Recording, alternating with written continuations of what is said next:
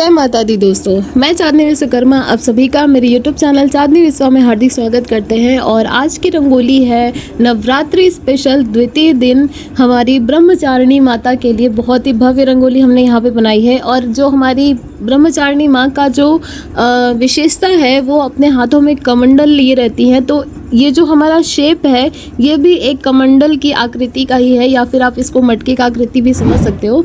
तो इनका जो कलर होता है वो सफ़ेद होता है, इसलिए मैंने पूरे बैकग्राउंड में सफ़ेद रंग ही यूज़ किया है। नवरात्रि के इस पावन अवसर पर मुझे माँ ब्रह्मचारिणी की महिमा का गुणगान करने और उनके सम्मान में मैंने जो रंगोली बनाई है उसके महत्व को साझा करने का मुझे सौभाग्य आप सभी के माध्यम से प्राप्त हुआ है।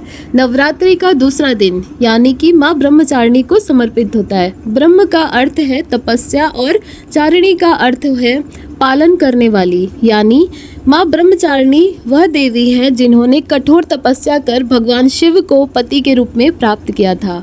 उनका स्वरूप अत्यंत शांत, सौम्य और तेजस्वी है। उनके दाएं हाथ में जपमाला और बाएं हाथ में कमंडल होता है। यह प्रतीक है संयम, साधना, ज्ञान और भक्ति का। माँ ब्रह्मचारिणी से हम यह सीख मिलती है कि धैर्य, संयम और अडिग निष्ठा के बल पर हम अपने जीवन में किसी भी लक्ष्य को प्राप्त कर सकते हैं। तप ही सच्ची साधना है और माँ ब्रह्मचारिणी उसकी साक्षात मूर्ति है। भारत में रंगोली केवल सजावट का माध्यम नहीं, यह एक आध्यात्मिक अभिव्यक्ति है। रंगोली के रंग में माँ के रंग के विभिन्न स्वरूपों, गुणों और ऊर्जा का प्रतीक के रूप में हमने यहाँ पे प्रस्तुत किया है। आज हमने जो रंगोली बनाई है वह माँ ब्रह्मचारिणी के पावन स्वरूप को समर्पित है। इसमें हमने शुद्ध सफ़ेद, पीले और नारंगी रंगों का प्रयोग किया है जो शांति, ज्ञान और तपस्या का प्रतीक है। माँ के चरणों के पास मैंने यहाँ पे कमंडल भी बनाया है जो आपको वीडियोस के एंड में देखने को मिलेगा। रंगोली में रंग होते हैं पर उसमें माँ की भक्ति की भावनाएं भी रंगीन होती है। तो यहाँ पर आप लोगों ने देखा कि मैंने मटकी की आकृति तो रखी है, लेकिन बीच में जो वाइट कलर था उस पर भी मैंने कुछ डिज़ाइंस किया है क्योंकि वो बहुत ज़्यादा ब्लैंक लग रहा था। और आपको तो पता है कि अगर हम रंगोली बना रहे हैं तो कुछ ना कुछ तो उसमें क्रिएटिविटी ऐड करेंगे ही। तो मैंने यहाँ पर मटकी की आकृति ही रखी है क्योंकि मुझे वो चीज़ और कोई शेप समझ में नहीं आ रहा था, बट मुझे ये शेप बहुत ज़्यादा अच्छा लगा था क्योंकि मुझे इस बार की जो रंगोली मैं बनाने का जो सोचा है वो ये सोचा है कि मैं जितने भी माँ के जो स्वरूप हैं उनके जो प्रतीक हैं जैसे कि कमंडल, पुष्प, त्रिशूल या फिर डमरू या फिर कुछ भी जो उनसे रिलेटेड होगा उसी शेप को हम अपनी रंगोली में भी दिखाएंगे। साथ ही साथ माँ के जो स्वरूप हैं उसको भी हम उसमें ऐड करने का पूरा कोशिश करेंगे। तो आई होप कि आप मेरी बातों से सहमत हो पा रहे होंगे और आपको मेरी बातें समझ में आ रही होंगी कि मैं आपको क्या कहने की कोशिश कर रही हूँ। बट अगर आपको थोड़ा बहुत भी कुछ कन्फ्यूज़न है तो बट वीडियोज़ में आप बने रहिएगा, लास्ट तक देखिएगा, आपको पता चल जाएगा कि हम आपको क्या समझाने की कोशिश कर रहे हैं। तो यहाँ पे आप माँ ब्रह्मचारिणी का जो स्वरूप है मैंने यहाँ पे बहुत ही सुंदर सा दिखाया है। एक तपस्विनी के रूप में यहाँ पे इनको दिखाया है, जिसमें आपको यहाँ पे दिख रहा होगा कि मैंने जटाएं भी धारण कराई हैं जो कि साइड में मैंने बनाई है। ये साइड वाली जो जटा होती है माँ के ऊपर ना बहुत ज़्यादा सुंदर लगती है। जब भी हम इस तरीके की प्रतिमा देखते हैं तो मुझे ना बहुत ज़्यादा अच्छा लगता है, बहुत यूनिक सा लगता है। और साथ ही साथ अगर वाइट कलर का इनको कॉस्ट्यूम पहनाया जाए या इनको वाइट कलर की साड़ी और या फिर वाइट और रेड में अगर हम कुछ इनको पहना के देखते हैं तो ये बहुत ही ज़्यादा अच्छा लगता है, माँ के ऊपर और भी ज़्यादा सुंदर लगता है। तो मुझे तो बंगाली स्टाइल में सारी चीज़ें माँ का जो स्वरूप होता है वो बंगाली स्टाइल में करना ज़्यादा अच्छा लगता है। तो मैं कोशिश की थी कि जितना हो सके वाइट का समावेश ज़्यादा हो और माँ ब्रह्मचारिणी का जो रंग है वो सफ़ेद रंग है, इसीलिए मैंने यहाँ पे ज़्यादा से ज़्यादा सफ़ेद रंगों का ही यूज़ किया है। तो आपको मेरे 9 दिन के जो वीडियोस हैं उसमें माँ के स्वरूप के साथ साथ जो रंग है वो भी आपको देखने को मिलेगा। तो बीच बीच में आपने देखा कि मैंने पेंसिल की हेल्प से यहाँ पे एकदम सर्कल सा यहाँ पे डिज़ाइन ऐड किया है, जिससे कि हमारा पूरा बैकग्राउंड एकदम भरा भरा भी लगेगा और साथ ही साथ ये देखने में भी बहुत ज़्यादा सुंदर लगेगा। माँ ब्रह्मचारिणी जिनका नाम ही इतना अद्भुत है, सोचिए उनकी महिमा कितनी अद्भुत होगी। आज इस पावन दिन माँ ब्रह्मचारिणी से हम यही प्रार्थना करते हैं कि वे हमें अपने जीवन में तप, धैर्य, संयम और भक्ति की शक्ति प्रदान करें।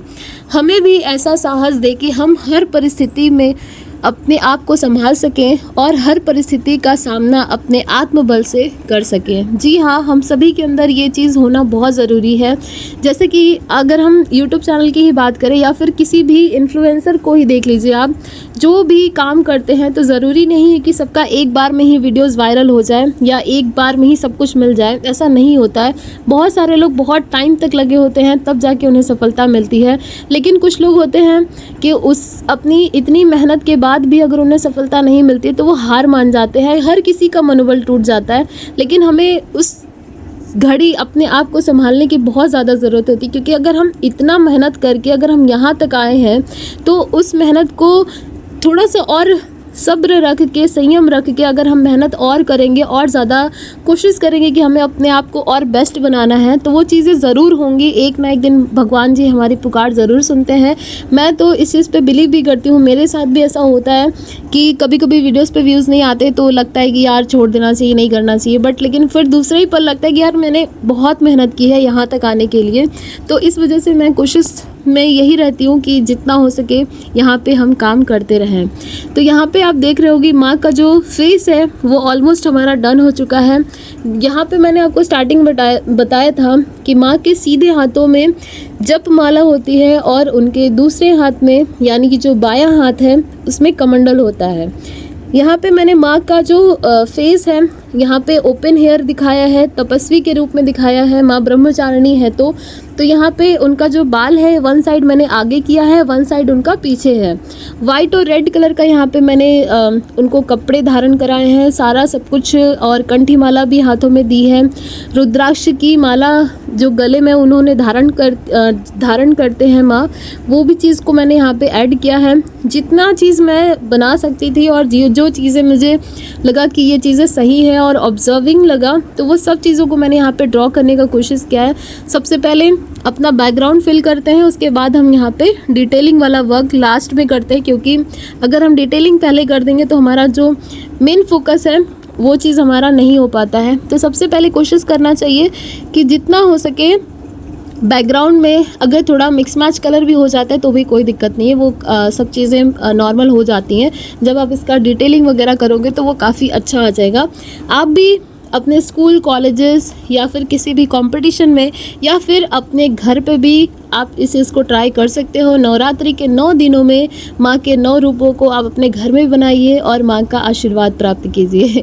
मतलब अपने हिसाब से आप चाहें तो बना सकते हैं। मैंने तो बनाई है, मैं नवरात्रि के पहले ही बना रही हूँ, बट कोशिश तो यही रहती है कि हर फेस्टिवल पे कुछ ना कुछ अपने घर पे भी बनाई जाए, और अपने घर पे तो हम बनाते ही हैं, इसीलिए तो आपको दिखा रहे हैं। तो यहाँ पे आप देख पा रहे होंगे कि मैंने जो जितना बैकग्राउंड कलर था वो सब कुछ मैंने कर दिया है। अब बारी आती है हमारे फाइनल डिटेलिंग का, जो सबसे इम्पॉर्टेंट पार्ट होता है। इसको थोड़ा सा ईजी आराम से करना चाहिए, क्योंकि अगर हम जल्दीबाजी करेंगे तो ये सारे कलर जो हैं कि आपस में मिक्स हो जाएगा और कुछ भी चीज़ें फिनिशिंग से नहीं आएगा, कुछ भी कलर सारे इधर उधर निकले हुए दिखेंगे। तो मैंने यहाँ पे डार्क रेड कलर या फिर एकदम डार्क चॉकलेटी ब्राउन कलर से मैंने इनका पूरा जो बॉडी था, कपड़े थे, वो सब कुछ मैंने उसी कलर से बनाया है, क्योंकि ब्लैक कलर मुझे थोड़ा सा कम यूज़ करना था। इसलिए आपने देखा कि मैंने इनके बालों में भी डायरेक्ट ब्लैक कलर यूज़ नहीं किया है। पहले मैंने ग्रे किया, उसके बाद मैंने ब्लैक कलर से हाईलाइटिंग कर दिया, जिससे ये और भी ज़्यादा अच्छा लग रहा था। डार्क और लाइट शेड हमें यहाँ पे देखने को मिलेगा। तो यहाँ पे आप देखिए कि मैंने किस तरीके से यहाँ पे उनके हाथों में मैंने यहाँ पे जप माला उनको धारण करा दी है। पहले मैंने मरून कलर से ही जप माला को ऐसे लाइनिंग के तौर पे यहाँ पे ड्रॉ किया है, फिर ब्लैक और येलो कलर से मैं उसको डिटेलिंग उसका कर देंगे, जिससे कि वो हमें प्रॉपरली फिनिशिंग फॉर्म में हमें देखने को मिलेगा और भी ज़्यादा अच्छा लगेगा। आप लोग प्लीज़ कमेंट करा करिए, क्योंकि आपके कमेंट से मुझे बहुत ज़्यादा मोटिवेशंस मिलते हैं, हिम्मत मिलती है कि और मुझे काम करना चाहिए।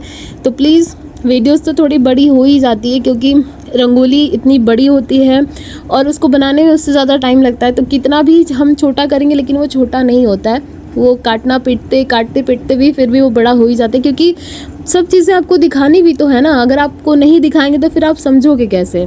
और अपने आप में अगर आप बनाना भी चाहो तो इस चीज़ को आप बना सकते हो। आप अपनी रंगोली को मेरे साथ शेयर भी कर सकते हो। आप मुझे फेसबुक, इंस्टाग्राम पे मुझे मैसेज करिए या फिर अपने फ़ोटोग्राफ्स भी मुझसे शेयर कर सकते हो। मैं वहाँ पे आप सभी को रिप्लाई भी करूँगी और आपसे बातें भी करूँगी। फाइनल में मैंने यहाँ पे आपको बताया था कि मुझे बंगाली स्टाइल्स में सारी चीज़ें बहुत पसंद है। अब वाइट और रेड साड़ी मैंने यहाँ पे धारण कराई है तो कुछ वाइट डिटेलिंग तो बनता है।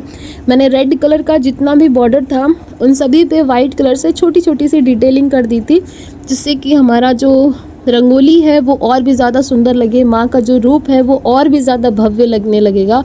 लास्ट में मैंने यहाँ पे ब्रह्मचारिणी लिखा है, लेकिन ब्रह्मचारिणी जी का जो नाम है वो मैंने संस्कृत में लिखा है, वो भी किस तरीके से लिखा है यहाँ पे आपको दिखेगा।